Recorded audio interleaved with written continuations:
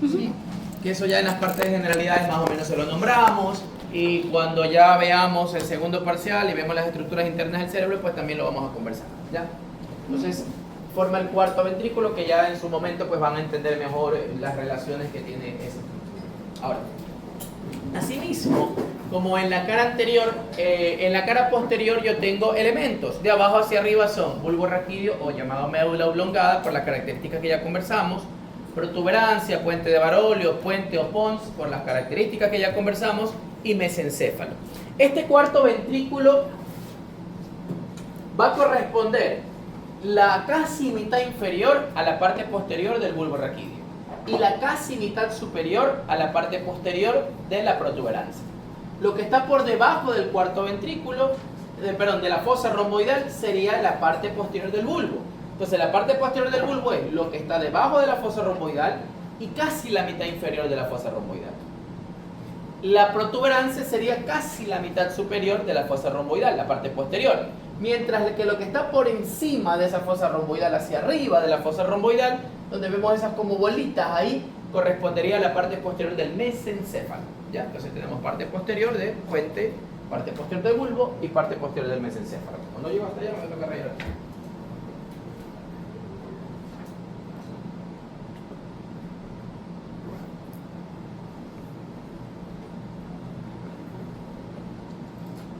Ahora hablemos de los elementos. Primero comencemos con la parte posterior del bulbo raquídeo médula oblonga, pero la porción que está por debajo de la fosa romboidal. Buenas noches. Entonces, eso que está por debajo de la fosa romboidal, lo que voy a nombrar, o las estructuras que vamos a conversar, primero es un surco que usted ve aquí en el centro, ¿no? Que es la fisura medio posterior de la médula oblongada. ¿Ya? La fisura, así como había la fisura o surco medio posterior de la médula espinal, o este es de la médula oblongada, o también llamado bulbo raquídeo, ¿ya? El límite inferior de esta fisura medio posterior no se observa aquí de forma detenida, pero usted ya sabe que hacia anterior estaba la deposición motora como límite inferior, entonces más o menos usted saca esa especie de límite inferior aquí, ¿ya? Hacia arriba, esta fisura medio posterior se levanta como una especie de membranita, ¿ya? Como una mini membranita pequeñita, que se va a conocer como el óvex o cerrojo. El óvex o cerrojo, ¿no? Sería la parte superior de esta fisura medio posterior del bulbo raquídeo o médula oblongada, ¿ya? Hacia lateral, usted ya sabe, yo voy a encontrarme con un surco que divide o que dividía el cordón posterior en la médula, que es el surco intermedio posterior de la médula oblongada, porque también hay de la médula espinal, entonces tenemos que diferenciar, ¿ya? Y más hacia lateral, así como en la médula. ¿Se acuerdan que en la médula teníamos el surco colateral posterior o posterolateral de la médula espinal? Ahora tenemos el colateral posterior o posterolateral del bulbo raquídeo o médula oblongada.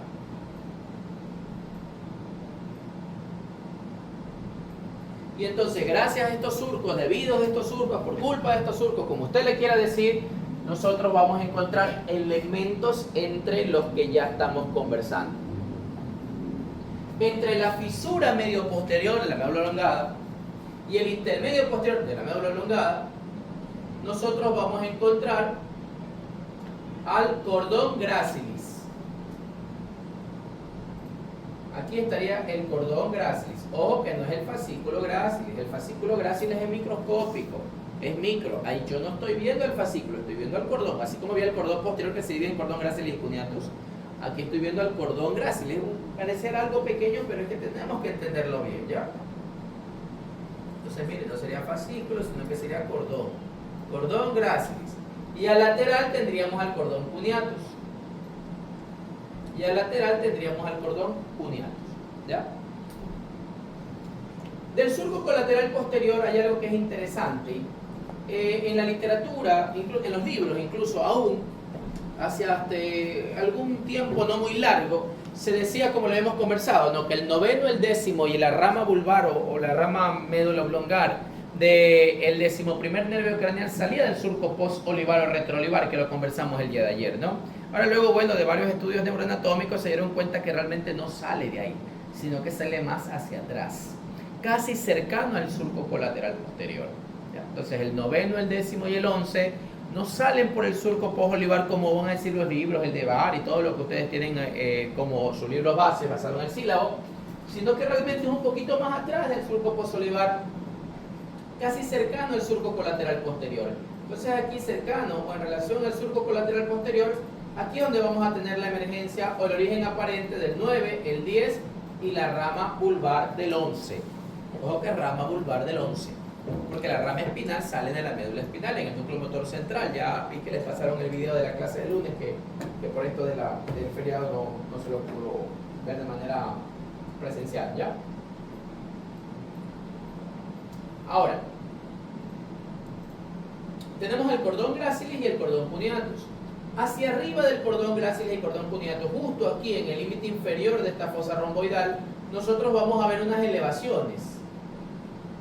Entonces, el cordón gracilis va a llegar hacia donde llega el fascículo de gracilis. ¿Se acuerda usted? Ya va a dar una lección el lunes, ya está papelito usted.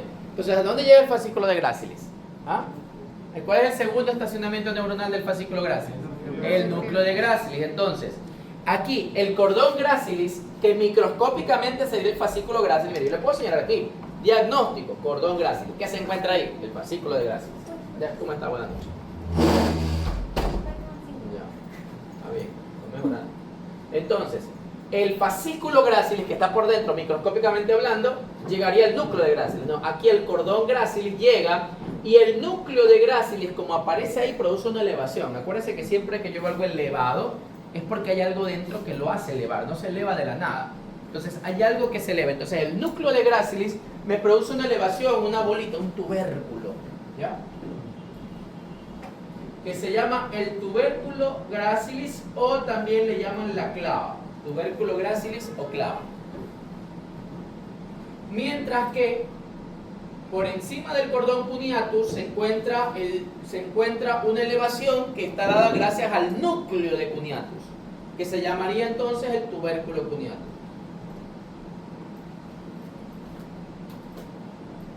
Miren que hay un jueguito de palabras medio raro, pero hay que entenderlo. Es lo mismo en lo macro que lo micro. ¿Ya? Al tubérculo cuneatus también le llaman la masa. Un poquito más hacia lateral, lo vamos a ver mejor en la práctica, aquí en el gráfico no se lo ve tan bien, pero un poquito más hacia lateral, yo voy a ver un núcleo que es grandísimo, un núcleo súper largo, ¿ya? Que es el trigémino.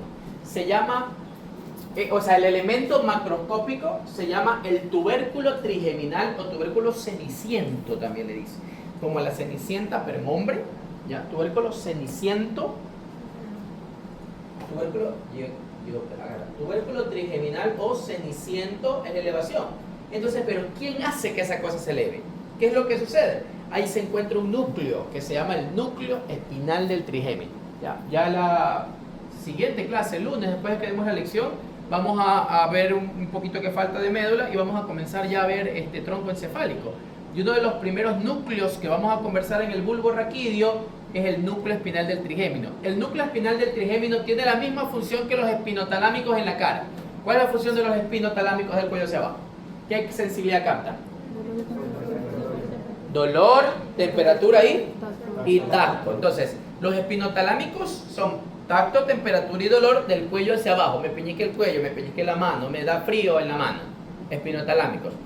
Y por encima del cuello, o sea, en la cara, en cambio también hay un fascículo que capta tacto, temperatura y dolor de la cara, pero ya no son los espinotalámicos. Ahora es el núcleo que tiene que ver con eso, es el núcleo espinal del trigémino. Entonces el núcleo espinal del trigémino, cuando veamos ya bulbo, vamos a ver que sería el segundo estacionamiento neuronal, o sea, el núcleo del tronco, como vean núcleos en la médula, que forma parte del fascículo que tiene que ver con tacto, temperatura y dolor de la cara, ¿ya? Entonces, este núcleo espinal del trigémino va a tener una aferencia. Ojo, que yo siempre les pregunto en la parte teórica, ¿no? El núcleo espinal del trigémino tiene una aferencia.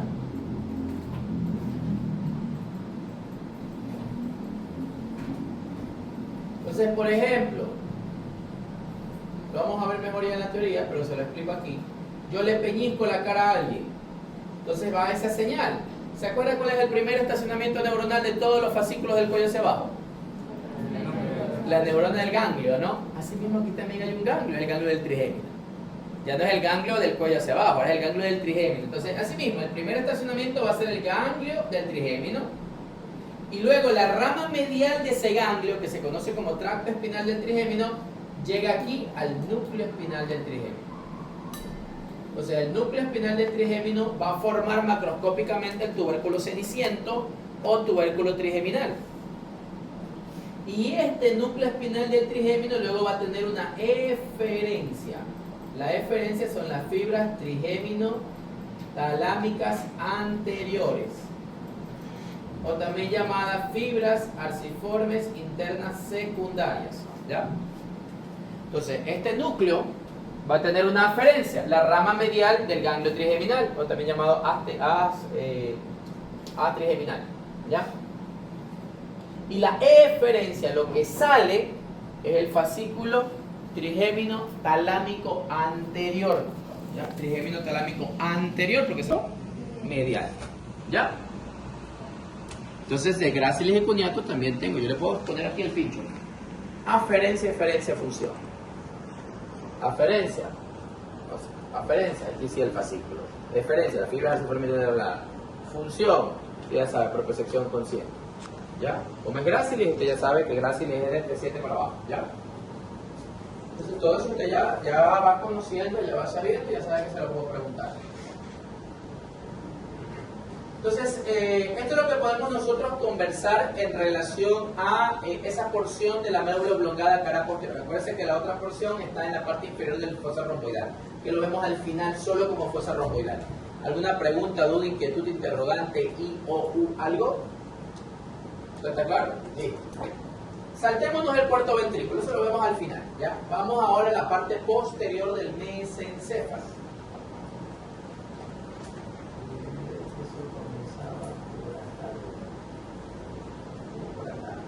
Mire, en la parte posterior del mesencéfalo, o sea, por encima del cuarto ventrículo, me llama la atención que yo veo 5 bolitas. 4 bolitas son del mesencéfalo, la otra está ahí de metido. Entonces vamos primero a nombrar las 4 bolitas que son la parte posterior del mesencéfalo. Una bolita arriba, una bolita abajo, lado izquierdo. Una bolita arriba, una bolita abajo, lado derecho. ¿Ya? Esas 4 bolitas asciendan sobre una lámina. O sea, es como que mi mano fuera la lámina y aquí asciendan las 2 bolitas arriba, 2 bolitas abajo. ¿Ya? La lámina donde asientan, donde se asientan esas bolitas, se llama lámina cuadrigémina. ¿Ya? Es la lámina cuadrigémina. O sea, por delante del mesencéfalo tengo el pedúnculo cerebral y por detrás tengo la lámina cuadrigémina. Esas láminas cuadrigéminas se llaman láminas cuadrigéminas porque es una lámina que asienta 4 cosas, que son las 4 bolitas que veis. 2 bolitas arriba se llaman tubérculos cuadrigéminos superiores o colículos superiores. Acá, colículos superiores, o también llamados tubérculos cuadrigéminos superiores. ¿Ya? Ahora aquí, colículos superiores o tubérculos cuadrigéminos superiores. Y las 2 bolitas de abajo, ¿cómo creo que se van a llamar? Colículos inferiores o tubérculos cuadrigéminos inferiores. ¿Ya? Colículos es generalmente lo que se lo nombra más, pero igual por si acaso usted lo lee en el libro y ya sabe todos los nombres. Ya sale papelito. Ahora, clásicamente lo que le van a decir los libros que usted lee y estudia, sus 5 libros del sílabo que está ahí dándole usted esos libros, ¿ya? Lo que le va a decir de colículos superiores es que la función es visual. Eso es lo que le dice el libro, que los colículos superiores son visuales. Cuando ya entendamos mejor los reflejos que tienen que ver con el tronco, se va a dar cuenta que más que visual forma parte de algo alterno que tiene mucho que ver con la vía visual, pero no es la vía visual, que es un reflejo que se llama el reflejo fotomotor. Entonces el colículo superior es visual, pero realmente tiene que ver con el reflejo fotomotor. ¿Qué es el reflejo fotomotor? Es un reflejo que hace la pupila. Mire, la pupila, que es el puntito negro del ojo, ¿no? Si por ejemplo yo ahorita apago la luz, la pupila se hace más grande. ¿Para qué? Para tratar de que entre más luz. Para con esa poquita luz que haya, usted pueda ver mejor. Eso es lo que hace la pupila. Pero si yo ahorita prendo todas las luces, o peor aún, cojo una luz y se la pongo en la pupila suya directamente, pasa todo lo contrario. Y dice, no, pues hay demasiada luz. Esa luz me va a dañar la retina, que es la capa nerviosa del ojo. Entonces, ¿qué es lo que hace la pupila? La pupila se hace más chiquitita para que no entre tanta luz. Cuando se hace grande se llama midriasis. Y cuando se hace chiquita se llama miosis. Yo me lo aprendí, miosis, eso es mío. Miosis se hace más chiquita. Y lo contrario, midriasis. Entonces, esa contracción de la pupila, esa pupila que se hace más chiquita, cuando hay luz, a eso se conoce como reflejo fotomotor. Y uno de los elementos que estamos conversando que intervienen en ese reflejo fotomotor son los dos chiquitines que están ahí arriba, los folículos superiores o tubérculos cuadrigemelos superiores. ¿Está claro? Ya. Los folículos inferiores, en cambio, son auditivos. Tienen que ver con la audición, ahí sí netamente con la audición. Sigamos conversando cosas anatómicas y luego hacemos una relación fisiológica de esa bolita. Hacia el lateral de cada folículo,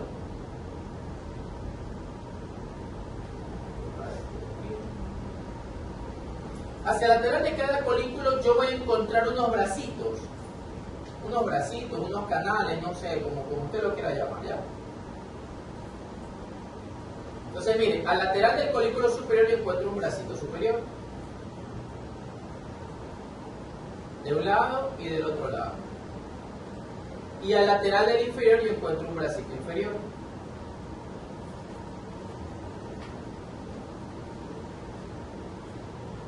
Esos bracitos se llaman brazos conjuntivales. Los de arriba se llaman superiores. Y los de abajo, ¿cómo creo que se llaman? Inferior. Entonces tengo dos brazos conjuntivales superiores, dos brazos conjuntivales inferiores, porque tengo 4 folículos. Pues cada uno se queda con el suyo. Imagínate, no vamos a dar ninguno chullo. Cada bracito tiene su folículo. Folículo, bracito. Folículo, bracito. ¿Ya? Entonces, mira, aquí al final dice brazo conjuntival superior e inferior para que usted vea. Y esos brazos conjuntivales más a lateral van a desembocar en unas estructuras. Mire, el superior desemboca en esta estructura grandotota, ¿ya? Que forma parte de este gran elemento que ya le voy a hacer después, de este tálamo. Y este inferior también desemboca abajo de una bolita que es más chiquita. ¿Ya? Y este inferior también desemboca abajo de una bolita. Entonces, el brazo conjuntival es como, no sé, como una especie, como unas pesas, ¿ya? Porque veo el brazo allá en el centro como la barra y a los lados veo unas bolitas, ¿ya? Entonces, la barra de la pesa sería el brazo conjuntival, superior e inferior. Y una bolita de un lado que sería el colículo correspondiente, superior e inferior. La bolita que está lateral, la que está roja grandota y la que está negra más chiquita, son los llamados cuerpos geniculados, ¿ya? Cuerpos geniculados. Mira, aquí está, cuerpos geniculados. El que está rojo está un poquito más hacia lateral, por eso se llama cuerpo geniculado lateral. Y el que está en negro, o sea, el que se relaciona con el brazo conjuntival superior sería el cuerpo geniculado lateral. Y el que está en negro, el que se relaciona con el cuerpo, con el brazo conjuntival inferior, está un poquito más a medial. Ahí en el derecho se me fue un poco.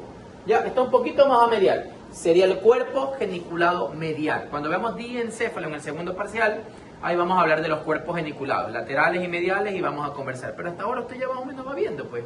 Si el colículo superior, le estoy diciendo que tiene que ver con la parte visual, o más que todo con el reflejo fotomotor, ¿cuál será la función del brazo conjuntival superior y el cuerpo geniculado lateral?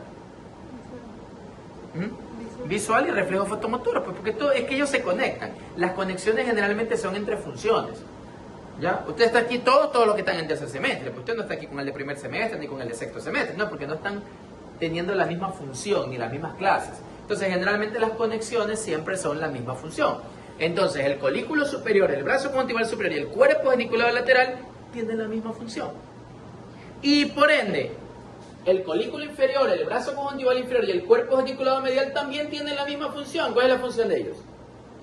¿Era? Auditiva. Entonces, función del brazo conjuntival inferior, auditivo. Auditivo. Auditivo. ¿Ya? Ahora, entre ellos, entre los dos brazos, porque se forman dos brazos, es como, miren, mi brazo y mi brazo. Así. Bueno, ahí. Mis dos brazos. El superior y el inferior. Si ve que entre mis dos brazos se crea un espacio, ¿verdad? Este espacio. Ahí. Este espacio de aquí. Entonces, entre los dos brazos hay un espacio. Ese espacio es un surco. Se llama el surco intrabraquial. ¿Ya? Entonces, entre los dos bracitos, yo tengo el surco intrabraquial, que por ahí no pasa nada. Simplemente es el espacio que dejan los dos bracitos. es el espacio que dejan los dos bracitos, el brazo superior y el brazo inferior, es el surco interbraquial. Otro surco que también se forma aquí es el que dejan los 4 colículos.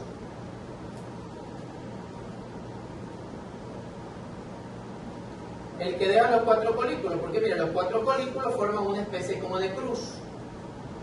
Se llama surco en cruz o surco cruciforme. Generalmente siempre lo señalamos en el centro. Las 4 bolitas en todo el centro, ese sería el surco en cruz o surco cruciforme. ¿Ya? Eso es lo neuroanatómico. Hasta aquí alguna pregunta, alguna inquietud, interrogante, o algo. ¿Ya? Vamos a hablar un poquito de la parte fisiológica. Mira, lo primero que tenemos que saber es la disposición del brazo conjuntival. ¿Ya? O sea, usted anatómicamente lo que ve el brazo como una pesa, que la barra en el centro, bola al lado, bola al lado. ¿Ya? Pero fisiológicamente hablando, la disposición de dónde a dónde va el brazo, en dependencia de dónde a dónde va el fascículo que pasa por el brazo. ¿Ya?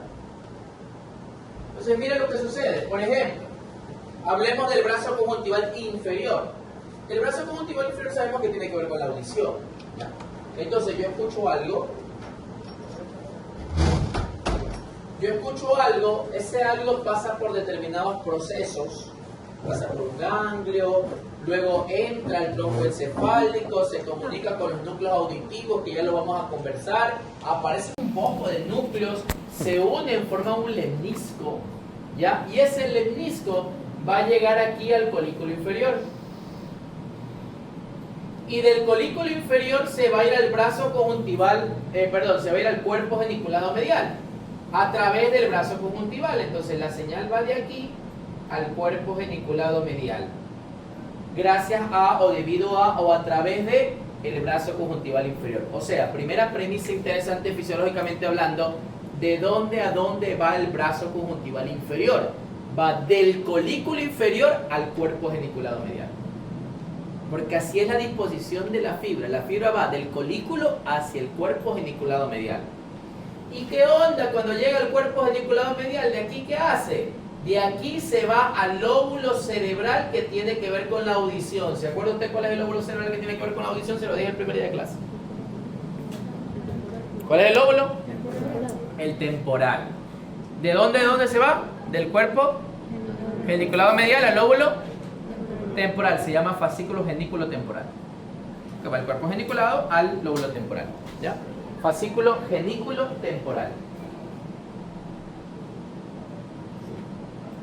Genículo temporal. Se va a unas áreas que describió un señor que se llamaba Brodmann, área 41 y 42. La 41 es primaria y la 42 es secundaria. Ya luego vamos a ver qué es primario y secundario, eso lo veremos en su momento. ¿Ya? Entonces, mire, así que determinamos la vía auditiva. Entonces, pero la disposición. Y mire, yo el cuerpo geniculado medial se lo puedo señalar, aferencia y eferencia. ¿Aferencia cuál es? La fibra del brazo conjuntival inferior. ¿Y la eferencia cuál es el fascículo? ¿Cómo se llama el fascículo? ¿Cómo? Genículo temporal, función auditiva, todo eso es auditivo. ¿Estamos claros? Pregunta ahí, que tú te interrogaste, y o algo. ¿Todo bien? Sí, seguimos. Ahora vamos a ver la disposición, en cambio, del brazo conjuntival superior. ¿Cómo está? ¿Cómo se dispone en relación a lo que ya habíamos conversado? Entonces, mira, aquí la cosa es diferente, porque acuérdense que aunque la literatura, los libros, todos nuestros libros base, le dicen que el colículo superior es visual, más que visual tiene que ver con el reflejo fotomotor. Entonces, ¿cómo le dijimos que era el reflejo fotomotor? ¿En qué consistía? Miosis es el reflejo fotomotor, ¿ya? Miosis, pero ¿cómo aparece el reflejo fotomotor? ¿Cómo lo hago? ¿Cómo le puedo hacer un reflejo fotomotor a ustedes? Poniendo una lucecita, ¿en dónde? En la pupila. ¿Qué hace la pupila? Se hace chiquita.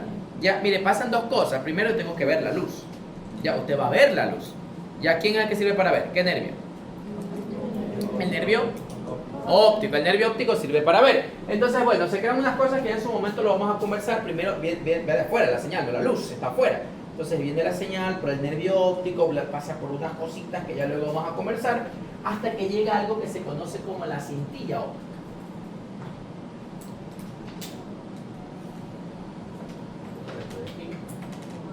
Lo vamos a hacer muy rudimentario, en su momento ya lo vamos a hacer bien bonito, con dibujitos y todo ahí, bien guapo y todo, ¿ya? Entonces, mire, llega un momento que hace algo que se llama la cintilla óptica. La cintilla óptica es la que manda la señal al cuerpo geniculado lateral. Entonces, aferencia del cuerpo geniculado lateral, cintilla óptica. ¿Ya? Y de aquí, la eferencia, de aquí, ¿qué hace el cuerpo geniculado lateral? El cuerpo geniculado lateral tiene dos proyecciones, o sea, a él le llega la cintilla óptica, pero de ahí él va a tener dos proyecciones, dos eferencias, podríamos llamar. ¿Cómo las llamamos? O se llamarían eferencias. Entonces, una eferencia del cuerpo geniculado lateral es enviar un fascículo hacia el lóbulo del cerebro que sirve para ver. ¿Cuál es ese? El lóbulo occipital. ¿Ya? El lóbulo occipital. A una zona del lóbulo occipital que se llama área pericalcarina, que es la zona del lóbulo occipital que sirve para ver. ¿Ya? Si se va del cuerpo geniculado lateral al área pericalcarina, ¿cómo cree usted que se va a llamar el fascículo? Genículo calcarino. El peri le quitamos. Genículo calcarino.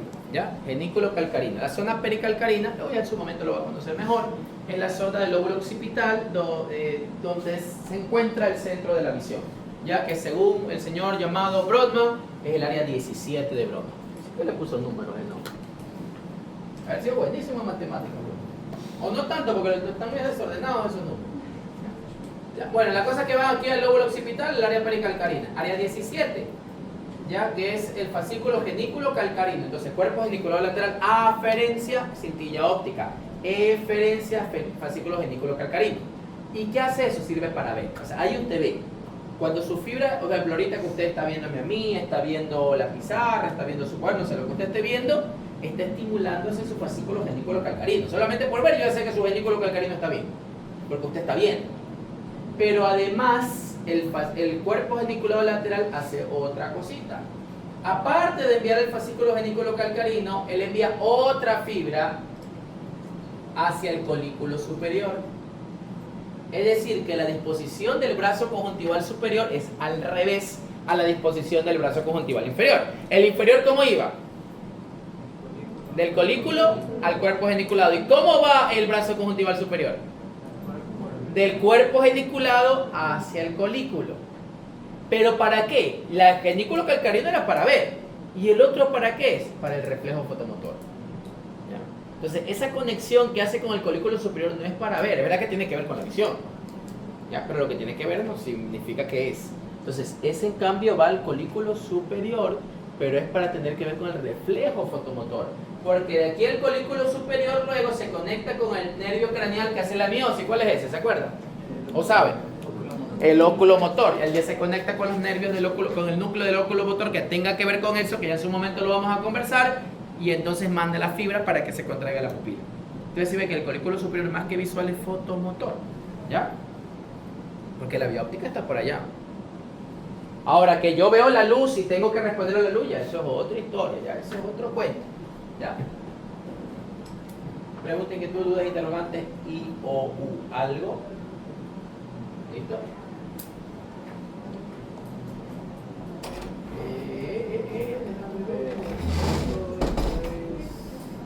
Cuarto ventrículo. Ninguna pregunta, jóvenes, porque ahorita vamos a pasar ya al cuarto ventrículo, que es un poquito medio molestosito. Ya. Listo. Entonces, avanzamos.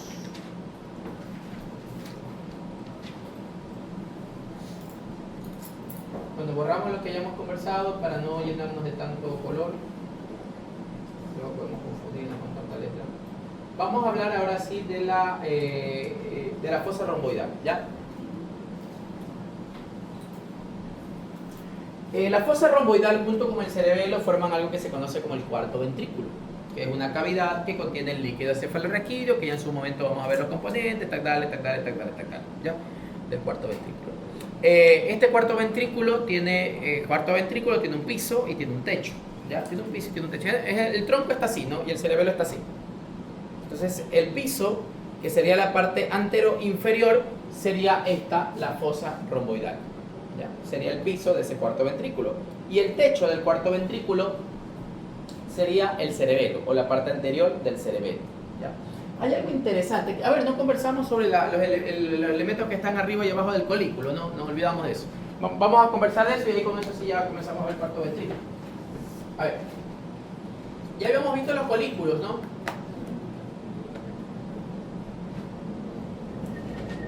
Miren, ya que habíamos visto los colículos, arriba, abajo, y todos los elementos que ya conversamos. Pero mire usted, hacia arriba y medial del colículo superior aparece algo que es importante, que no forma parte del mesencéfalo, pero sí lo tenemos que conversar cuando vemos síndromes de tronco. Entonces, si usted ve, aparece como una bolita extra, ¿no? Hacia arriba y medial del colículo superior. Esto es una glándula que se llama la glándula pineal. La glándula pineal forma parte del diencéfalo. La glándula pineal, y en su momento lo vamos a conversar, por ejemplo, produce melatonina que ayuda a despigmentar la piel, produce melatonina que tiene que ver con el ritmo circadiano. ¿Sabe lo que es el ritmo circadiano? El reloj biológico también le llaman, ¿no? Que es el horario que tenemos todos para algo. Por ejemplo, usted ya tiene hambre, ve la hora, es la 1, 2:30 yo como. O sea, ya sin necesidad de usted ver la hora, usted ya 2:30 le da hambre, ¿ya? O no sé, son las 10:30, está que se cabecea por ahí, es que yo a las 9 me duermo. A las 9 punto yo ya estoy acostado durmiendo, me quedo dormido parado, así sea, pero yo a las 9 estoy en la iglesia, ahí me voy a quedar dormido, ¿ya? Entonces se llama reloj biológico, o sea, usted ya tiene su horario de algo, ese es el reloj biológico. La glándula pineal produce la melatonina que tiene que ver con el reloj biológico, ¿ya? Y con respecto a la hora de sueño, no sé si ustedes han tenido algún problema de sueño, algún conocido, etcétera, saben darles melatonina a las personas que tienen problemas del sueño, pero la melatonina no es para dormir. La melatonina es para regular el ritmo circadiano, y dentro del ritmo circadiano es que usted quede centrado en a qué hora tiene que dormir, pero también a qué hora va al baño, a qué hora tiene hambre, etcétera. Entonces ese es el uso de la melatonina. Ya cuando veamos diencéfalo vamos a ver cuándo sí usar y cuándo no usar melatonina en las personas que tengan problemas del sueño, ¿ya? Pero, por ejemplo, esta otra función también de la glándula pineal es que él frena el desarrollo de los caracteres sexuales. O sea, un niño de 5 años, una niña de 5 años, por ejemplo, no tiene vello púbico, no menstrua. Ya un niño no tiene vello púbico, eso no sucede, eso llega a una edad determinada y aparece. ¿Por qué no sucede eso? Una de las causas es la glándula pineal. La glándula pineal está deteniendo, está frenando ese desarrollo de los caracteres sexuales. Hace más o menos 10, 12 años, que es más o menos cuando aparecen esos caracteres sexuales, y la glándula pineal involuciona, deja de funcionar tanto. Por eso a veces la melatonina no sirve ya en las personas adultas, porque ya su glándula pineal no está tan funcional, ¿ya? Entonces, una vez que la glándula pineal deja de funcionar tanto, sigue funcionando, pero no tanto, es cuando ya comienzan a aparecer los caracteres sexuales, ¿no? Entonces, si la glándula pineal dejó de funcionar de manera temprana, pues aparece una pubertad precoz. Un niño de 5 años ya comienza a tener vello púbico, algo está pasando con la glándula pineal, por ejemplo, puede ser el problema. O si la glándula pineal por algún motivo, en cambio, funciona demasiado, tiene 18, 20, 22 años de edad y todavía parece, no tiene caracteres sexuales, entonces hay un retraso de la pubertad. Entonces todo eso tiene que ver, una de las causas es la glándula pineal. La glándula pineal tiene esas funciones que ya en su momento lo vamos a conversar súper mejor. Ahora, hacia abajo y a medial, en cambio, del colículo inferior, mire, abajo y medial del colículo inferior, yo voy a encontrar algo que se parece como el frenillo de la lengua. Ya, si usted le va a caer, donde nace la lengua, ese es el frenillo de la lengua, donde está esa membranita que le tiene atrapada su lengua a la base. Entonces, ese es un frenillo, tiene forma de frenillo como el de la lengua. Este no es el frenillo de la lengua porque la lengua no está ahí. Pero lo que sí, a través de esta zona o por medio de esta zona suceden dos cosas interesantes. Uno, por aquí sale una membrana que va a cerrar por arriba el cuarto ventrículo. O sea, mire, yo tengo, acuérdense que dijimos, no, la fosa romboidal y el cerebelo, pero me queda un espacio arriba y me queda un espacio abajo. El espacio de arriba se cierra por una membrana que, como está arriba, se llama velo medular superior. Mi abuelita le decía válvula de Busens, ¿ya? Y el de abajo, la membranita que cierra por abajo, ¿cómo cree que se va a llamar? Velo medular inferior. Mi abuelita le decía válvula de Tarí, ¿ya? Entonces, el velo medular superior, antes llamado válvula de Busens, y el velo medular inferior, antes llamado válvula de Tarí. Ellos cierran ese espacio, ¿ya? ¿De dónde o a través de dónde o por medio de dónde nace el velo medular superior? Nace del frenillo de la válvula de Busens o frenillo del velo medular superior, que está abajo y medial del colículo inferior. Mientras que el inferior, ¿de dónde nace? Se acuerda del lobo exocerrojo, que era como una membranita, que luego sale una membranota, que sería el velo medular inferior, ¿ya? ¿Yo? ¿La disculpo? El inferior nace en relación al lobo exocerrojo. Cuando hablamos de surco o fisura medio posterior, dijimos que hacia arriba había una pequeña membranita que era el lobo exocerrojo. Y de ahí luego nació una membrana más grande que es el velo medular inferior. ¿Ya? Entonces, velo medular superior, velo medular inferior, el frenillo. Ahora, en relación al frenillo de la válvula de Vieussens, también yo me voy a encontrar con la salida de un nervio craneal que es el que me faltaba. ¿Qué nervio craneal nos faltaba de hablar? Ya dijimos los orígenes aparentes de todos los nervios craneales del 3 en adelante, salvo uno. El tercero, ¿cuál era el origen aparente? La fosa. ¿La qué? ¿Qué me está haciendo? ¿La qué es? Nada, el acueducto. No, el acueducto es por arriba. La fosa interpeduncular. La fosa interpeduncular. Ya, es el tercero. El cuarto no les dije. El quinto, ¿cuál era? El origen aparente. ¿En dónde estaba? Acuérdense que 3 y 4 es mesencéfalo. Ya estamos 5, 6, 7 y 8 es puente. Y 9, 10, 11 y 12 es bulbo. Entonces el 5 tiene que ver con el puente. ¿En dónde? Al lateral entre el rodete protuberancial y el pedúnculo cerebeloso medio. Incluso él es el límite. Él dice, a medial está esto y al lateral está esto. El 5. El 6, el 7 y el 8 salían por un surco. El surco continuo inferior, no el superior. El continuo inferior. ¿Ya? O protuberancial inferior, o también llamado bulbo protuberancial. El 6 salía en el surco protuberancial inferior en relación a ¿qué cosa? A las pirámides vulvares. El 7 en relación a ¿qué cosa? Supraolivar. Y el 8 la fosita lateral. ¿Ya? Y luego me queda el 9, el 10 y el 11 y el 12. El 9, el 10 y el 11, ¿ya en qué mismo quedamos? ¿Dónde mismo sale? Ya sabemos que por el posolivar no. Eso lo decía antes. Mi abuelita, mi papá también quizás lo decía, ¿ya? ¿No? No, les dije que antes, clásicamente se decía que el 9, 10 y el ramo vulvar del 11 salía del posolivar o retroolivar. Ahora ya se sabe que no, sale más atrás y la relación se le da ahora al surco colateral posterior. Acuérdense que ya lo conversamos ahorita. ¿Ya? Surco colateral posterior. Realmente está intermedio, pero dejémoslo como surco colateral posterior. El 12, ¿por dónde sale? ¿Cuál es el origen aparente? Surco preolivar. Y ahí están todos, pero el cuarto no le he dicho. Antes se decía que el cuarto nervio craneal tenía dos características interesantes. Característica número 1, es el único surco que sale por la cara posterior, pero el 9, el 10 y el ramo vulvar del 11 también lo hace. Entonces ya esa premisa ya no es tan real. ¿Ya? Pero sí tengo una característica que solo lo hace el cuarto nervio craneal, que es el único núcleo, el único nervio que nace cruzado. O sea, digamos que acá tengo el mesencéfalo. Por ejemplo, mira, el quinto. El núcleo del quinto izquierdo saca la fibra del quinto izquierdo. El núcleo del, octavo derecho saca la fibra del octavo derecho. Bueno, el octavo es sensitivo. Bulbo. El 12. El núcleo del 12 izquierdo saca su fibra por el 12 izquierdo. ¿Se entiende? Pero en cambio, cuando yo hablo del cuarto nervio craneal, el núcleo del cuarto craneal derecho va a salir por el lado izquierdo.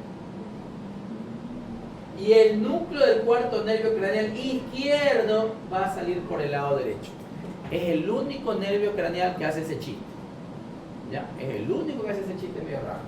Entonces el cuarto nervio craneal va a emerger, o su origen aparente es en relación al frenillo de la válvula del frenillo del velo medular superior o válvula de Vieussens, y van a ser cruzados. El izquierdo nace por derecha, el derecho nace por izquierda.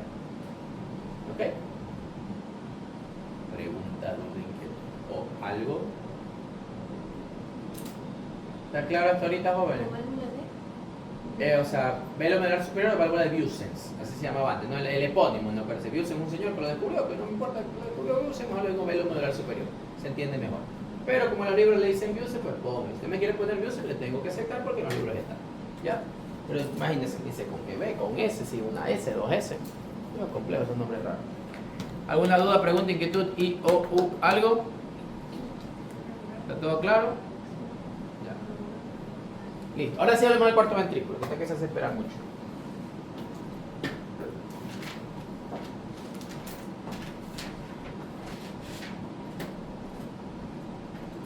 Entonces, que había dicho el piso del cuarto ventrículo, que tiene piso, que tiene techo, que el piso es la fosa romboidal, que el techo es el cerebro de la cara anterior, ya, que se cierra arriba por medio del velo medular superior, que se cierra por abajo por medio del velo medular inferior, Ahora vamos a hablar de las partes laterales. A las partes laterales yo voy a encontrar los elementos que ya los hemos conversado, que son esos puentes que conectan el cerebelo con el tronco. ¿Cómo se llaman esos?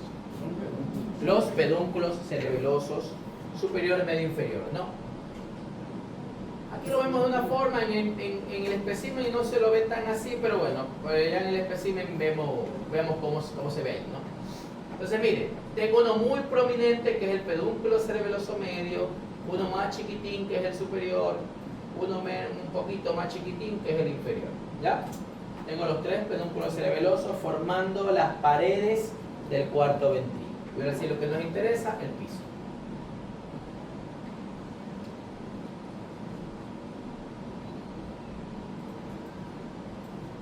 En el piso del cuarto ventrículo,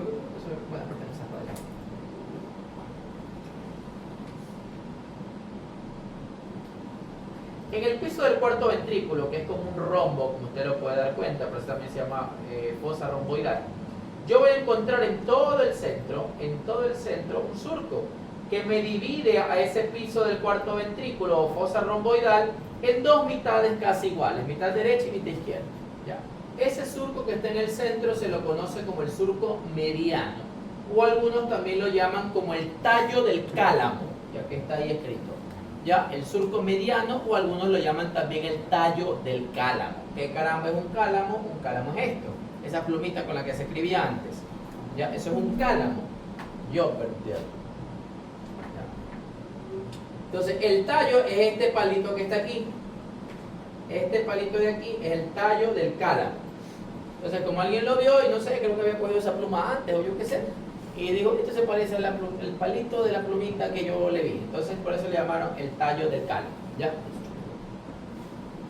Entonces, el tallo del cálamo me divide al piso del cuarto ventrículo en dos mitades casi iguales, que es la mitad derecha y la mitad izquierda. ¿Ya? Ahora, cada mitad a su vez presenta otro surco que se llama surco limitante o surco limitans. Aquí está la palabra.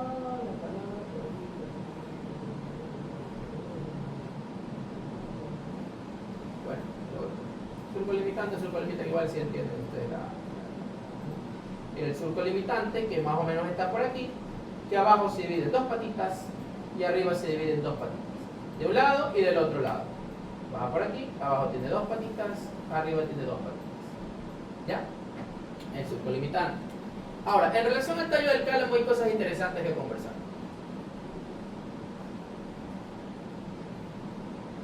El tallo del cálamo en la parte inferior, mire que estamos hablando de piso, ¿ya? En la parte inferior, mire usted, termina en un pico que se llama el pico del cálamo.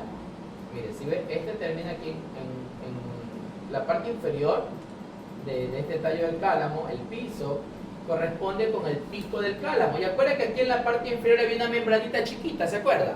¿Cómo se llamaba esa membranita chiquitita?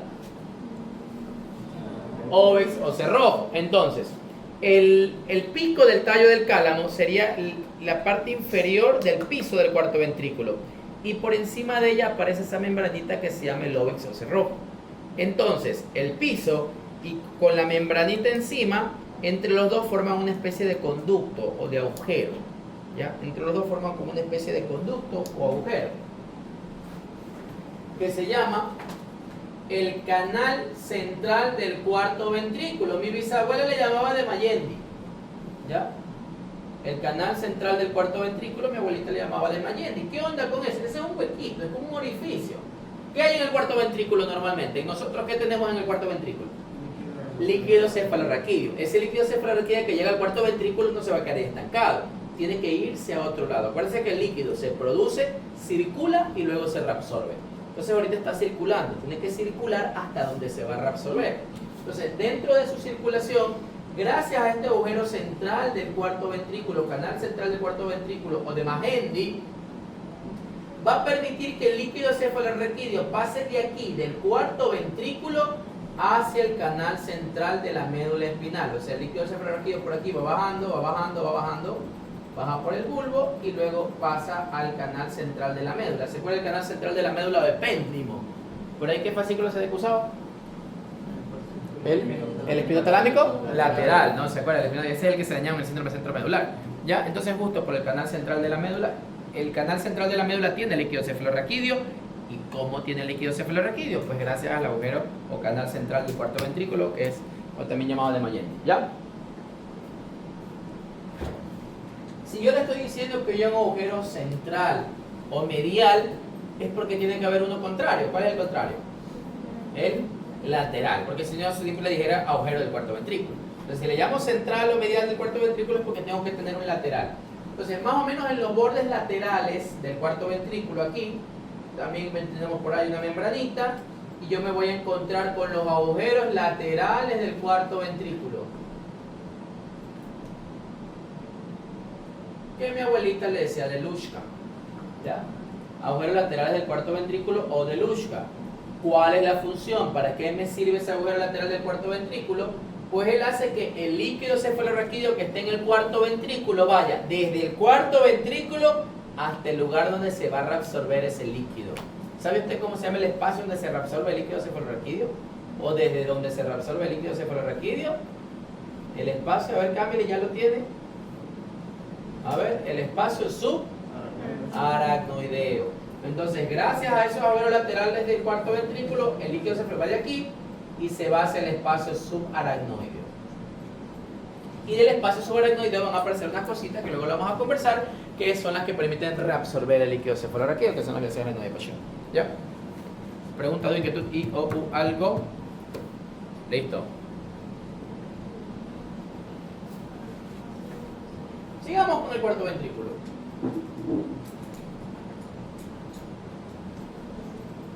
Entonces, mire, ya tenemos el surco rojo. ¿Cómo se llama el rojo? ¿Surco? ¿Cómo, señorita? Limitante o limitans. Ya si usted quiere sonar medio gringo, limitans. Eso no es gringo, pero igual la llamada. ¿Ya?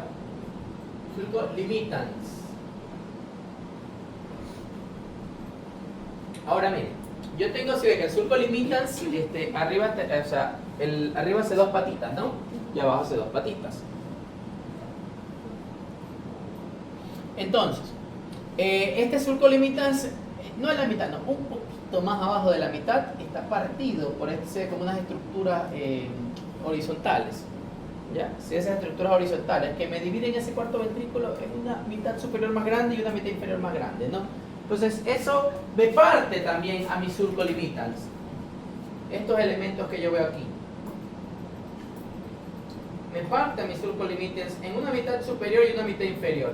Estos elementos que yo veo aquí con verde son las llamadas barbas del cálamo o estrías acústicas.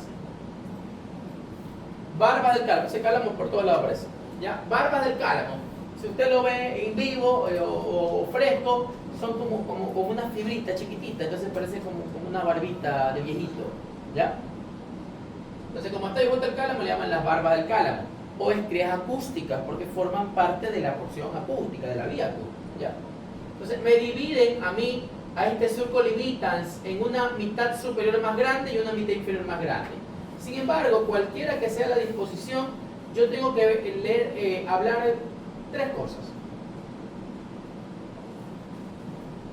Hacia arriba voy a ver tres elementos. Uno casi por encima del surco limitans, uno medial y otro lateral. Y hacia abajo lo mismo, pero hacia abajo. Yo voy a tener un elemento en la puntita de la inferior, a medial y a lateral. O sea, tengo tres cosas arriba, o mínimo tres cosas arriba, tres localizaciones arriba, tres localizaciones abajo. ¿Ya?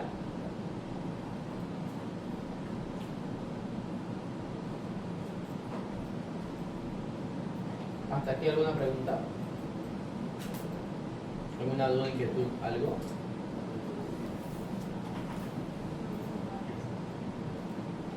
Entonces, ¿qué me voy a encontrar arriba? Mire, justo aquí, en la parte superior del surco limitans, esta porción superior dividida por las barbas del cálamo, aquí, entre las dos patitas, yo voy a encontrar la fobia superior.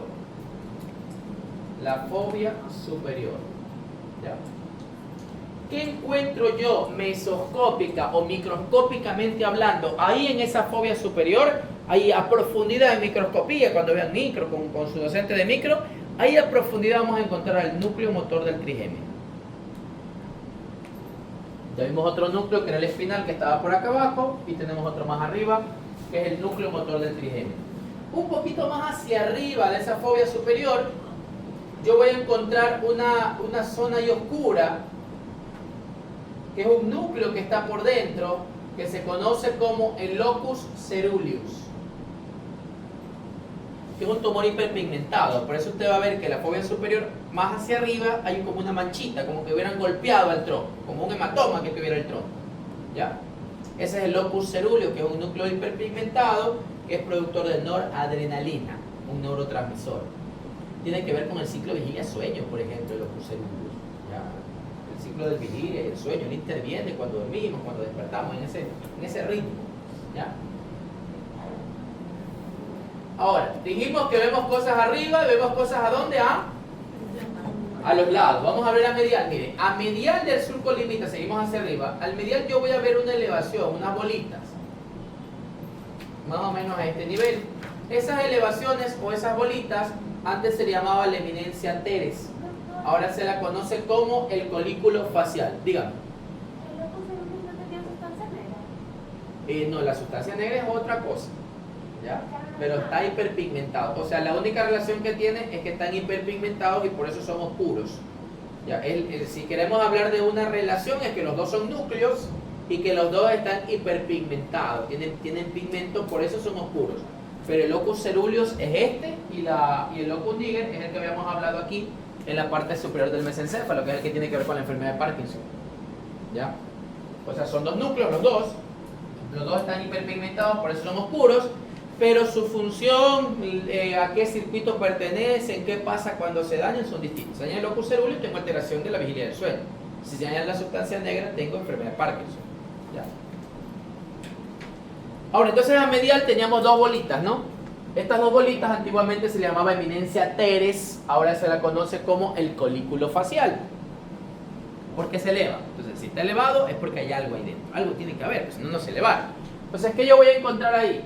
Yo voy a encontrar el núcleo motor del sexto nervio craneal, el núcleo motor del sexto nervio craneal y un fascículo del núcleo motor del facial. Ojo, es el núcleo motor del sexto y el fascículo del 7, del núcleo motor del 7. ¿Ya? Entonces, ¿qué sucede? No se me va a confundir. Entonces, mire, digamos que esto es el colículo facial, esta bolita de aquí. Entonces, ¿qué yo voy a tener adentro? ¿Qué es microscópicamente el colículo facial? Lo que yo encuentro microscópicamente aquí, yo voy a tener un núcleo, el núcleo motor del sexto, ¿verdad? El núcleo motor del sexto. El del séptimo, doctor, ¿qué onda? El del séptimo está más adentro, ese no eleva nada. El núcleo motor del 7 está adentro, él no va a elevar nada. Los núcleos que están más superficiales son los que hacen la elevación. Pero, ¿qué es lo que sucede? Que el 7... el núcleo motor del 7 envía una fibra. Antes de salir envía una fibra. Esa fibra rodea al 6 y luego ya va a salir para formar el ramo del 7. Ya el que hace el que cuando se daña forma la parálisis facial infranuclear. ¿Se acuerdan que lo conversamos? ¿Ya? Bueno, en el video que les dimos ahí está, ¿ya? Entonces, ¿qué es lo que yo veo en la elevación? Veo el núcleo motor del 6 y el fascículo del núcleo motor del 7. Algunos libros le llaman la rodilla del facial a ese fascículo. ¿Ya? ¿Preguntas, dudas, inquietudes, interrogantes? ¿Algo? ¿Estamos claros? ¿Estamos claros, jóvenes, señoritas? ¿Ninguna duda hasta aquí? Ya, seguimos entonces. ¿Ya? Entonces, mira, aquí tengo el colículo del facial, que usted ya sabe microscópicamente qué es. Hacia arriba, esas porciones, ¿no?, que yo tengo hacia arriba, o sea, esto de aquí, ¿ya? Esto de aquí es lo que se llama la eminencia media o funículo teres. Eminencia media o funículo teres. ¿Ya? Que ahí no hay nada representativo. Y por último, hacia lateral por aquí, yo voy a encontrar la zona coclear. La zona coclear porque ahí se encuentran los núcleos cocleares. Los núcleos cocleares son los núcleos auditivos. Mire que es lo mismo, o sea, ¿se acuerdan cuando vimos por ejemplo espinotalámico? Cogía un ganglio, del ganglio entraba a la médula y se relacionaba con un núcleo. Aquí sucede lo mismo. Si yo quiero escuchar para el sonido, cojo un ganglio, el ganglio coclear. Y de ahí entra el tronco a un núcleo, solo que estos núcleos tienen diferentes nombres. En los núcleos cocleares que están ahí en esa zona, que es la zona coclear. ¿Ya? Luego cuando veamos tronco, que ya sería la otra y la otra que generalmente vemos este tema, ahí yo le voy a nombrar el núcleo coclear, otro núcleo que es el núcleo olivar superior, una formación que es el cuerpo trapezoide, todos ellos se unen, y si se unen, ¿qué me forman? Cuando se unen dos o más fascículos, ¿qué se forma? Un lemnisco. Ese lemnisco se llama lemnisco lateral. Y el lemnisco lateral es el que va al colículo inferior, que luego por el brazo conjuntival inferior va al cuerpo genicular medial y luego se va al lóbulo temporal. ¿Ya? Entonces aquí está la zona coclear porque aquí están los núcleos cocleares, son los núcleos de la audición. Entonces cuando usted escucha, coge el ganglio de la audición y entra acá para coger a los núcleos. Ya de ahí se forman otras cosas que ya en su momento lo vamos a conversar mejor. Y así terminamos esa mitad superior. Bueno, mitad, esa porción superior del cuarto ventrículo. ¿Alguna duda, pregunta, inquietud o algo? Listo. Vamos a hablar de la parte inferior. ¿Ya?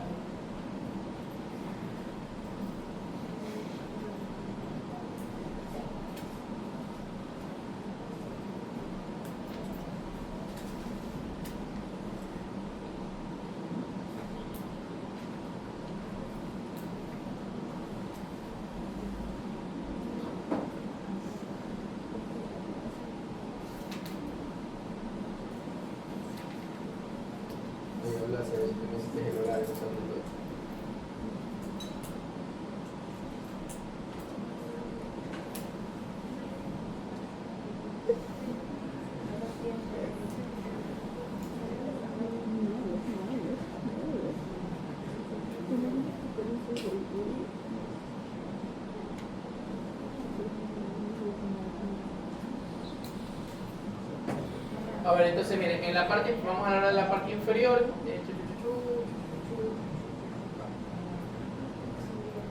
Entonces miren, así mismo, ¿no? Tengo una zona en la parte inferior, justo aquí abajito.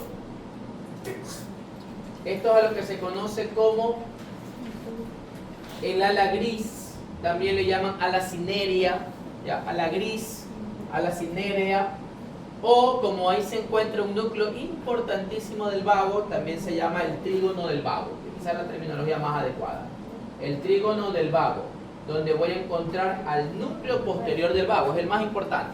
El trígono del vago voy a encontrarme al núcleo posterior del vago, esto es importantísimo del vago, porque es el núcleo del vago que permite el control del corazón y del pulmón. Entonces cuando se daña ese núcleo, el paciente hace una parada cardiorrespiratoria. Y si es una parada cardiorrespiratoria, ¿qué pasa? Café roquitiques. Lo vela, se muere. Nadie puede estar vivo si tu corazón no late y su pulmón no se expande, se muere. ¿Ya? De ahí ya velorio y todas esas cosas tristes, ¿no? Entonces no lo nombro para no llamar a la mala suerte. Entonces el núcleo posterior del vago es uno de los núcleos más importantes. Por eso el nervio vago es un nervio craneal importantísimo, un nervio craneal vital. Es importantísimo, es vital, controla el corazón, pulmones, ¿no? También me encuentro un núcleo que no es tan importante, pero está ahí, que es el salivatorio inferior del glosofaringeo. Pero el más importante es el núcleo posterior del vago. Luego vamos a ver cómo en la teoría vemos cómo con ese núcleo usted permite regular la presión arterial, permite regular la frecuencia cardíaca y todo eso, gracias a ese núcleo. ¿Ya? Núcleo posterior del vago, importantísimo el núcleo posterior del vago. Ahora mire, ahí encuentro ya el trígono del vago. Más hacia abajo, casi a la esquinita, pegado como está por aquí por el lóbulo cerrojo, por donde está el agujero de Mayetti, más hacia abajo, en la esquinita, en esta zona, por ahí, yo me voy a encontrar a una zona importantísima que se llama el área postrema. El área postrema. Entonces el trígono del vago y acá está el área postrema en la esquina. El área postrema, función, es el centro del vómito, el centro emético o centro del vómito. Característica interesante, es un lugar o el único lugar donde yo tengo neuronas apolares, o sea, son neuronas sin prolongación, solo está el cuerpo chullito ahí sin nada. ¿Ya? Otra característica interesante, como el área postrema está cerca del cuarto ventrículo, forma parte de un grupo de estructuras que se conocen como estructuras circunventriculares, porque están cercanas a los ventrículos. ¿Ya? Y las estructuras circunventriculares son estructuras que no tienen barrera hematoencefálica. ¿Saben ustedes qué es la barrera hematoencefálica? Quizás en micro se lo comentaron. la barrera hematoencefálica. Si yo ahorita me tomo una pastilla, esa pastilla va a llegar a mi intestino y en mi intestino se va a reabsorber los componentes que tiene la pastilla. Ya, los componentes que tiene la pastilla. Esos componentes, por medio de la sangre, se van a ir a mi corazón, se van a ir a mi pulmón, se van a ir a mi hígado, se van a ir a mi riñón, se van a ir a mi piel, se va a ir, no sé, a donde sea que vaya. Pero el cerebro no siempre. Porque cuando intenta ir al corazón, entra. Cuando intenta ir al pulmón, entra. Cuando intenta ir al riñón, entra. Pero cuando intenta ir al cerebro, aparece una barrera que se ubica entre la sangre y el encéfalo. Dice, hey, para que tú puedas entrar al encéfalo necesitas tener determinadas características con respecto al tamaño, bla, bla, bla, bla, bla, bla. Si tienes esas características, puedes pasar. Si no tienes esas características, te quedaste. Como es una barrera que esté entre la sangre y el encéfalo, se llama barrera hematoencefálica. ¿Ya? Por eso, si yo, por ejemplo, tengo una infección del sistema nervioso y me dice que es el bicho X que lo puedo matar con, no sé, con gentamicina, que es un antibiótico. Entonces, si es una infección del corazón y la puedo matar con gentamicina, yo digo, ah, chévere, pone gentamicina, ya se murió el bicho, fin. Pero si yo digo, este bicho está en el cerebro y el estudio me dice que lo puedo matar con gentamicina, no es solamente que el estudio me lo diga. Ahora tengo que saber si la gentamicina es capaz de atravesar la barrera hematoencefálica. Entonces, no solamente saber qué fármaco le coloco para algo del sistema nervioso, es saber si ese fármaco atraviesa la barrera hematoencefálica. Por ejemplo, la gentamicina, que es un antibiótico que usted lo va a conocer el siguiente ciclo. ¿El siguiente ciclo ve en farmacología general o toda? Creo que solamente como general. Pues ya, quizás en el otro, ya ven ustedes farmacología clínica, no sé, o cómo le llaman ustedes, ahí van a ver ya los antibióticos, le van a explicar, no todos atraviesan barrera hematoencefálica. Por ejemplo, la gentamicina no. Entonces la gentamicina puede ser buenísima para matar ese bicho que tiene el paciente, pero como no atraviesa barrera hematoencefálica no la puedo colocar. Ahí tengo que buscar otra que quizás no sea tan buena, pero que sí atraviese barrera. ¿Ya? Por ejemplo, las penicilinas ya atraviesan barrera hematoencefálica. Entonces mira, hay una barrera. Las estructuras circunventriculares, como por ejemplo el área postrema, no tiene barrera hematoencefálica. Por eso el vómito es algo muy fácil. Yo veo algo que me da calor, lo vomito. Ya, huelo algo que me molesta, vomito. Como algo que me hace daño, vomito. Ya. Ahora, otra cosa que es interesante, mire usted con respecto al vómito. Generalmente el vómito, no sé, usted imagínese en algún momento que haya vomitado, no sé, porque haya visto algo, porque haya olido algo, porque haya comido algo, no sé, lo que sea que le haya provocado el vómito. Generalmente, ¿qué es lo que pasa? O sea, no es que vomitamos de uno, sino que primero hay una sensación previa, ¿no? Primero yo tengo una sensación o el deseo de vomitar, que a veces como que uno se aguanta y ya no vomita. Ya lo llamaba como la arcada, ¿no? Usted tiene como una arcada, como una sensación rara y luego vomita. ¿Qué es lo que sucede? Generalmente el vómito es lo más frecuente, ¿no? La parte gastrointestinal, por ejemplo, comí algo que me hace daño. Entonces, eso es algo que me hace daño, irrita las fibras del nervio vago, porque el nervio vago está por todos lados. Entonces, esa irritación de las fibras del nervio vago es lo que me provoca la arcada. Esa señal luego asciende, llega al área postrema y cuando toca el área postrema, ahí usted vomita. Entonces es un proceso, ¿no? Es un proceso eso. Pero ¿qué pasaría? ¿Qué pasa si mi paciente, esa persona, niño, adulto, joven, lo que sea, no tiene esa etapa previa, no tiene esa arcada, sino que de entrada vomita? El paciente no tiene náuseas, sino que vomita. ¿Qué es lo que yo debo de pensar? Yo debo de pensar que esas fibras del nervio vago se saltaron, no pasaron por ahí, sino que hubo una compresión directa en el área postrema. Y si hay una compresión directa en el área postrema, quiere decir que hay una lesión aquí cercano al bulbo raquídeo, parte posterior inferior, que está comprimiendo directamente a mi área postrema, y eso lógicamente es grave. Entonces, ¿qué es lo que sucede? Por ejemplo, en la hipertensión endocraniana, en el edema cerebral, en la hinchazón del cerebro, como usted lo quiere entender. Un paciente se cae, no sé, de 4 metros de altura, se choca en una moto, se golpea la parte intracraneal, así como su brazo se puede dematizar, el cerebro también se dematiza. Entonces se dematiza, se hincha el cerebro, eso hace que se hinche demasiado y llega un momento en el que el edema, la hinchazón, comprime el área postrema. Y no pasan pues por las fibras del nervio vago, sino que el vómito es de entrada, de una vomita. Eso se conoce como vómito en proyectil, vómito en trueno o vómito en escopetazo. ¿Ya? En proyectil, en trueno o en escopetazo. ¿Cuál es la característica? Que es un vómito que no está precedido de náusea. ¿Y cuál es la representación clínica de eso? Es que hay una compresión directa del área postrema. ¿Y cuál es el problema de eso? Que me habla de hipertensión endocraniana. ¿Y cuál es el problema? ¿Qué núcleo está ahí cerquita del área postrema?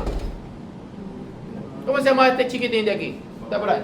El núcleo posterior del vago. ¿Y cuál es la función del núcleo posterior del vago? ¿Controla qué cosa? El corazón y los pulmones. Y si se daña ese núcleo, ¿qué va a pasar? Paro cardiorrespiratorio. Y si hay paro cardiorrespiratorio, ya sabe. Ya sabe que va a comer gratis ese día. ¿Ya? Aguado también dan. Sí, en la sierra dan chivo. Ajá. Sí, cuando murió mi bisabuelita, mi mami trajo una funda de comida. ¿Ya? Entonces, mire, se muere. Entonces, por eso es importante, cuando usted tenga un paciente, niño, adulto, joven, lo que sea, que le digan, no sé, doctor, me caí de la moto, me golpearon, etcétera, etcétera, etcétera. Pregunta básica, señor. ¿Tuvo deterioro de conciencia? ¿Se quedó dormido? Eso es básico, ¿no? Para saber el trauma, la magnitud de la lesión. Si le dice sí, preocúpese. Otra cosa que usted puede preguntar, ¿ha convulsionado, epilepsia, movimientos anormales, como usted lo quiere decir? Evidentemente, si le dice que sí, usted piensa en una lesión cerebral. Pero también hay que preguntar si vomitó, pues, el paciente. Si ha vomitado. O si el paciente vomita, lo llaman, doctora, que el paciente, no sé, X, que estaba esperando la tomografía, vomitó. O sea, usted va, ve ya el alimento. ¿Cómo fue el vómito? ¿Tuvo náuseas o no? Eso es importante. No, es que tienen que saber porque es importante. No es lo mismo un vómito precedido de náuseas que un vómito en escopetazo en torno a un proyectil, que es un vómito sin precedencia de náuseas. Me hace pensar que la compresión está directa en el área postrema y eso es más grave, más peligroso. Y entonces también hay que preguntar a una persona que tuvo sospecha de trauma de la cabeza o algo en la cabeza, tumor en la cabeza, lo que sea en la cabeza, si ha vomitado. No solo si ha vomitado, sino cómo fue el vómito. Alguien le dice, no, doctor, tiene que el vómito, que se golpeó en el abdomen, etc. No, eso es importantísimo porque el centro del vómito está aquí. Y no es problema el vómito, porque ella vomita, es feo vomitar, pero ya. El problema no es el vómito, el problema es la cercanía que tiene con la estructura vital, que es el núcleo posterior del vago. O sea, si se hinchó aquí, tranquilamente ya mismo me comprime acá y se muere. ¿Ya? Entonces siempre pregunta si ha vomitado a su paciente. Por eso cuando usted vea Neuro, Clínica 3, ahí usted va a ver el ciclo de neurología y ahí usted va a ver qué paciente que tiene un trauma le tengo que hacer tomografía. Y dentro de las cositas que usted tiene que preguntar es si ha vomitado. Eso es básico preguntarle a un paciente que sospeche usted que tenga una lesión en el cráneo. Por eso, ya usted está bien entendiendo neuroanatómicamente qué es lo que está pasando. Bueno, a medial tenemos hacia abajo, ¿no? A medial, sería acá. A medial nosotros tenemos otro elemento que se llamaba o se llama ala blanca interna o trígono del hipogloso. ¿Ya? Trígono del hipogloso. Porque ahí yo me encuentro al núcleo motor del hipogloso, que es el núcleo motor que le permite mover la lengua, y a un núcleo accesorio de él que se llama intercalado. ¿Ya? El más importante es el motor del hipogloso. Y hacia lateral yo tengo aquí en cambio a la zona vestibular o ala blanca externa. Ala blanca externa o trígono vestibular. Creo que sí se marca ya, ¿no? Sí. Ala blanca externa, trígono vestibular. Mire que acuérdense que el vestíbulo coclear va juntito. Entonces aquí está vestibular y aquí arriba está coclear. Entonces, ¿qué yo me encuentro aquí en el trígono vestibular o ala blanca externa? Los núcleos vestibulares. Yo sé como que se fuera a persinar. ¿Cuáles son los núcleos vestibulares? Superior, inferior, lateral y mediano. ¿Ya? Así, de derecha a izquierda es la persina. Izquierda a derecha. Bueno, superior, inferior, medial y lateral. ¿Ya? Como que se va a persinar. Son los 4 núcleos vestibulares. ¿Ya? Y eso es lo del cuarto ventrículo. ¿Alguna pregunta del cuarto ventrículo? Ya, bueno, el piso del cuarto ventrículo. ¿Alguna duda, inquietud, algo, interrogante, y o u, algo? ¿Ya? Si se comprime el nervio del vago, no posterior, ¿no se puede hacer algo para revertir eso? ¿O directamente se va a morir? O sea, es que, como ahorita lo vamos a ver, cuando veamos coma, de aquí a una o dos clases más en la práctica y como 3 clases en la teoría, nosotros tenemos que ver en las lesiones del tronco encefálico, lo más grave que van a producir es el coma, el estado de coma, no como estado de sueño patológico. Entonces, nosotros cuando vemos el coma, nosotros lo gradamos por partes. Entonces, hay coma mesencefálico, pontino y vulvar, en dependencia de características que ya mismo vamos a conversar. Entonces, cuando yo tengo ya un coma vulvar, es decir, que el coma está dado por lesión del bulbo, el compromiso del núcleo posterior del vago generalmente ya es irreversible. Y por ende el paciente hace una parada cardiorrespiratoria y se muere. O sea, llegar a un diagnóstico de coma vulvar es solamente como para saber que ya lamentablemente no hay nada que hacer. Más no que porque ahora hago esto para salvarlo. Yo puedo salvar lo máximo hasta las lesiones del puente. Una vez que se lesiona el bulbo, ya no hay nada que hacer. Simplemente saber que no hay nada que hacer. ¿Ya? O sea, es difícil. Quizás que se comprima y operarlo en ese mismo minuto, que ni siquiera, no sé, en un hospital de primer mundo va a ser posible hacerlo. Porque primero tienes que diagnosticarlo, luego tienes que hacerle la imagen, luego tienes que llevarlo a quirófano, tienes que dormirlo, tienes que hacer la incisión. Como te digo, si estuviera, no sé, en ese momento, yo estuviera ahí viendo la compresión y la puedo sacar en ese minuto, todavía, pero lamentablemente eso no es posible hasta el momento, ¿no? Entonces ya una lesión de bulbo generalmente es irreversible. ¿Por qué? Porque está el núcleo posterior del vago, que es lo más importante ahí, ¿ya? ¿Alguna otra pregunta o inquietud o algo? Bueno, eso es lo mismo del puerto ventrículo, solo que bueno, ahí está el gráfico un poquito más bonito, ¿no? Ahora, con lo que ya conversamos, podemos ver un último elemento de la parte anatómica macroscópica, que es la porción lateral del mesencéfalo, donde se forma algo interesante, que se forma un trígono, que se llama el triángulo del lemnisco lateral, triángulo lemniscal o triángulo de Reil, le decía a mi bisabuela, ¿ya? Entonces, ¿qué es lo que sucede? Mire, hacia arriba se forma un triangulito. Mire, hacia arriba tengo aquí el colículo inferior, con el brazo conjuntival inferior, que acuérdense que quería ir al cuerpo geniculado mediano, ¿ya? Hacia adelante voy a tener la parte posterior del pedúnculo cerebral. Acá, esta es la parte anterior, esta es la cara anterior, esta es la cara posterior. El pedúnculo cerebral, la parte posterior del pedúnculo cerebral, la parte posterior es el llamado surco lateral del mesencéfalo. Y cerrando ese triángulo, que no queda tan triángulo, pero bueno, ahí démosle más o menos la forma, cerrando este triángulo, se encuentra este elemento que es el pedúnculo cerebeloso superior. Entonces, ellos tres me forman este triangulito. ¿Ya? Me forman este triangulito. Este triangulito es el triángulo del lemnisco lateral, triángulo lemniscal o triángulo del Reil. ¿Por qué se llama así? Porque por ahí pasa ¿qué cosa? Triángulo del lemnisco lateral, porque pasa ¿qué cosa? El lemnisco lateral, que ya le dije cuál es la función del lemnisco lateral. Auditivo. Auditivo, él se forma por los núcleos auditivos, muchas fibras auditivas, acuérdense que se unen y forman un lemnisco. Entonces mire usted, el lemnisco lateral pasa por aquí para ir hacia el colículo inferior. ¿Se acuerda que es la aferencia? El colículo inferior hacia el colículo inferior. El lemnisco lateral se dirige hacia el colículo inferior, ¿ya? Y del colículo va por el brazo conjuntival inferior, el cuerpo geniculado medial, de ahí forma el fascículo geniculotemporal y todo eso. ¿Alguna duda, pregunta, inquietud o algo? Ya, ahora mire, esto es importante, esto lo vamos a repasar y lo vamos a ver en la teoría, pero esto es importante. ¿Qué fascículos pasan por cada pedúnculo cerebeloso? Usted ya sabe que el inferior conecta bulbo con cerebelo, el medio conecta puente con cerebelo, el superior conecta mesencéfalo con cerebelo, pero me interesa ver qué fascículo pasa por cada pedúnculo. ¿Ya? Dése cuenta usted algo interesante, que es lo de la mayoría. Mire, cuando yo hablo de pedúnculo cerebeloso inferior y medio, casi todos terminan con la palabra cerebelo. Espino cerebeloso, cuneo cerebeloso, arcuato cerebeloso, cuerpo yuxtarretiforme que tiene fibras vestíbulo-cerebelosas, que ya luego lo vamos a ver en la teoría. Luego cerebelosa, triémino cerebeloso y fastidio ovular, que bueno, sería una excepción. Ni el pedúnculo cerebeloso medio, ponto cerebelosa, ¿sí? Casi todas terminan con cerebelosa. ¿Por qué? Porque las fibras que llegan al cerebelo desde el tronco, la gran mayoría entran por el cerebeloso inferior y el cerebeloso medio. O sea, la gran mayoría entran del bulbo y del puente hacia el cerebelo.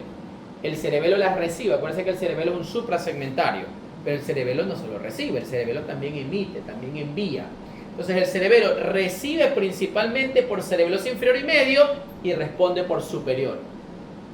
Por eso las fibras que están aquí en superior, la mayoría, 2 de 3, comienzan con la palabra cerebelo. Cerebelo dentorrúbricas, cerebelo dentotalámicas. Y este que es el espino cerebeloso anterior, que lo habíamos conversado. Estas dos, usted doctor, pero ya hay como 50, ya que hay 3. Sí, pero estas dos son importantísimas. Todas estas que llegaron, luego va a responder el cerebelo por medio de estas dos de aquí. Entonces el cerebelo recibe principalmente por medio inferior y responde por pedúnculo cerebeloso superior. Y la única excepción es esta. ¿Ya? Entonces ya cuando vemos en la teoría lo vamos a conocer fascículo por fascículo, todo así mismo. Ya, ahora, Cuando ya conozcamos bien los elementos del tronco encefálico, vamos a hablar a detalle los reflejos que tienen que ver con el tronco encefálico. Ahorita solamente lo vamos a nombrar. Que usted sepa cuáles son los reflejos en los cuales interviene el bulbo, cuáles son los reflejos en los cuales interviene el puente y cuáles son los reflejos en los cuales interviene el mesencéfalo. Con eso lo preparo para la teoría y lo preparo para la clase de coma, cuando veamos evaluación del paciente en estado de coma. Entonces, todo reflejo tiene tres componentes: vía aferente, vía eferente y centro integrador. ¿Ya? Vía aferente es el fascículo que llega, vía eferente es el fascículo que responde, pero ellos dos no se llevan, no se pueden conectar. Necesitan conectarse por una estructura intermedia que se llama centro integrador. Entonces, todo reflejo tiene vía aferente que llega, vía eferente que sale y el centro integrador que es el que los conecta. ¿Claro? Entonces, si yo quiero evaluar el tronco, tengo que evaluar los reflejos que integra cada elemento del tronco. Si quiero evaluar el mesencéfalo, que integra el mesencéfalo, el puente, el bulbo, ¿está claro? ¿Ya? Entonces, ¿qué reflejos integra el bulbo? Reflejos vitales, como por ejemplo el control cardíaco y pulmonar, ya por medio de quimio y barroreceptores, que ya los conversaremos. ¿Ya? El control de la frecuencia cardíaca. Si se me baja la presión, el tronco encefálico el bulbo raquídeo tiene que elevarme la presión. ¿Ya? Entonces, reflejo cardíaco, reflejo pulmonar. ¿Qué otro reflejo tiene que ver con el bulbo raquídeo? Un reflejo que se llama reflejo carotidio. ¿Ya? Si usted se frotara de manera continua, constante, comprimida la región del déjese ahí tranquilito. Ya, la región del cuello, si se frotara de manera constante, continua, comprimido, puede crear un reflejo que se llama reflejo carotidio, en donde manda la señal al corazón, el corazón late menos, se puede hasta desmayar. ¿Ya? Por ejemplo, cuando le llega un paciente con una taquicardia, que el corazón está latiendo demasiado exagerado, una manera heroica es que usted coge el cuello y le comience a dar masaje carotidio, porque eso le disminuye la frecuencia cardíaca del corazón. ¿Ya? Se llama reflejo carotidio. Entonces, ese reflejo carotidio tiene diferente frente, que ahora vamos a conversar, pero eso se integra en el bulbo. O sea, el bulbo es el que ayuda a que ocurra eso. ¿Ya? Existen, por ejemplo, personas que tienen seno carotidio sensible, generalmente los ancianos. Entonces, qué sé yo, se van a vestir, se ponen la corbata, lo que se sube la corbata, se tocan y se desmayan esos pacientes. ¿Ya? Entonces, es un seno carotidio hipersensible, que ni bien lo tocas produce bradicardia. Eso, por ejemplo, los viejitos aparece mucho. Otro reflejo, ya lo conversamos, pues el área postrema. El área postrema es el centro del vómito emético. Entonces, el reflejo del vómito también tiene que ver con el bulbo. ¿Ya? El reflejo del vómito también tiene que ver con el bulbo. Por ejemplo, mire, hoy operé un caso, lo vimos desde ayer, por determinadas situaciones no se pudo operar ayer tarde-noche. Entonces era un paciente muy grave, era un paciente que tiene una hemorragia cerebral masiva y importante. Entonces yo le digo, a ver, si yo lo voy a usar por imagen, eso es quirúrgico, pero tengo que saber si tengo un paciente vivo, porque si el paciente no está vivo, por más que tenga que operarlo por imagen, va a fallecer, o sea, está fallecido, no tengo que operar. Entonces, una forma de, doctor, pero está conectado a la máquina, ¿cómo sabemos si tiene o no tiene función encefálica? Por medio de los reflejos, porque el que me da función de vida es el tronco encefálico. El cerebro es el que me permite relacionarme con el medio exterior, pero el que me tiene vivo es el tronco encefálico. Gracias al cerebro yo los veo, yo hablo con ustedes, converso con ustedes, les doy la mano, pero yo estoy vivo gracias a mi tronco encefálico. Estamos vivos gracias a nuestro tronco encefálico. Entonces, el paciente no hablaba, no conversa, no dialoga, cerebro out, cerebro fuera, ya salió del grupo, como dicen, pero él está vivo. Tengo que saber si está vivo. ¿Cómo? Viendo el tronco encefálico. Doctor, ¿pero cómo ver el tronco encefálico? ¿Hago una imagen? No, yo soy neuro, yo no necesito ver imágenes, yo veo pacientes. Ya, yo hago semiología. Entonces, ¿qué tengo que hacer? Pero está dormido, doctor. ¿Cómo lo evalúo? ¿Cómo le evalúo los nervios craneales? No necesito despertarlo. Le veo los reflejos. Reflejo del vómito, reflejo carotidio, reflejo control cardíaco pulmonar, etc. Entonces, le estimulamos el vómito. El paciente no vomita, no tiene reflejo emético, entonces el bulbo no está.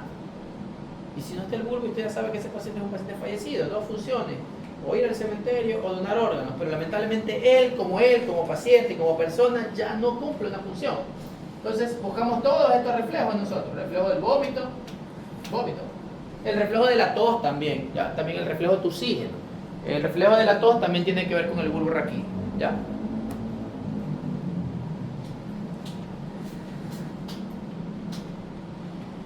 Hay otro reflejo que se llama reflejo oculocardíaco. Se parece al carotidio, produce lo mismo, solo que en cambio es frotando los ojos del paciente. Por ejemplo, yo quiero saber cómo está el bulbo, yo así mismo cojo y le comienzo a frotar los ojos a mi paciente. ¿Y qué tiene que provocarme? Bradicardia. Se le frota los ojos y le provoca bradicardia. Se llama óculo cardíaco, de ocular corazón. Eso con respecto al bulbo. Vamos ahora con respecto al puente o protuberancia. En la protuberancia o puente yo tengo en cambio un reflejo que se llama el reflejo corneal. ¿Ya? El reflejo corneal. El reflejo corneal nos puede haber pasado a nosotros. Vamos caminando por la calle, te cae una basurita en el ojo, cierras el párpado.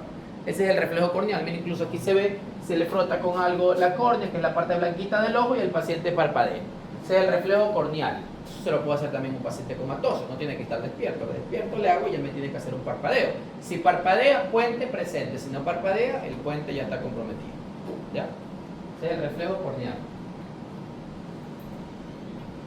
Y el mesencéfalo, en el mesencéfalo tengo un reflejo, que es el reflejo que ya habíamos conversado, que es el reflejo que tiene que ver con los folículos. El reflejo fotomotor. Entonces, en el mesencéfalo tengo el reflejo fotomotor, que usted ya sabe que le pongo la luz, etcétera, y me va a producir miosis. ¿No? Me va a producir miosis. Luego ya, eso es un poquito más complejo, lo vemos después. Tenemos que ver luego otro reflejo que tiene que ver con puente y que tiene que ver con mesencéfalo, que son los reflejos de la mirada conjugada. ¿Ya? Que son los ojos. ¿Por qué si no puedo con un ojo mirar para arriba y con otro mirar para abajo?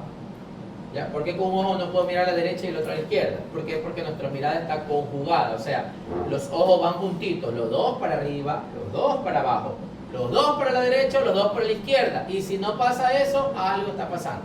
¿Ya? Esos reflejos de la mirada conjugada que se llaman también tienen que ver con el tronco encefálico, principalmente mesencéfalo y puente, que ya en su momento lo vamos a ver. Les tomo la asistencia.